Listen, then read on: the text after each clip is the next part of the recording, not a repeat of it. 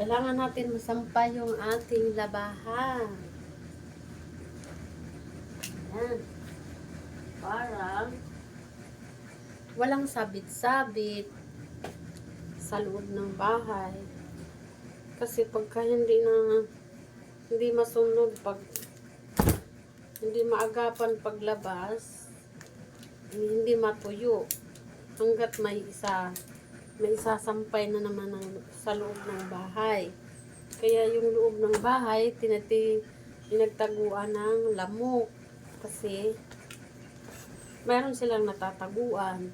Kung wala kang sinampay sa tabi-tabi sa loob ng bahay, di wala silang mapagtaguan.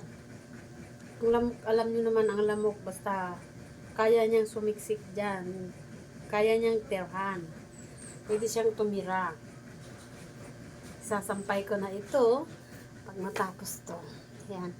Ang lamok kasi, katulad ngayon na tag-init na, yung aming ilog sa gilid. Meron kasi kaming ilog sa baba. Tapos, pagka yung mga kalat na yan ay hindi maanod, nagtatambak dyan. Yan yung tinitingirahan ng lamok. At pagkagabi, lumalaganap sila, naghahanap sila, diba, lumalabas sila doon sa kanila ng tirahan. Kaya, yung mga bahay na napapasukan ng lamok at marami silang matitirhan, dilipat sila ng tirahan, dyan sila titira. Diba? Kaya sabi ko, iwasan ang sampay-sampay, lalo na't mabasa-basa ng konti. Kasi yan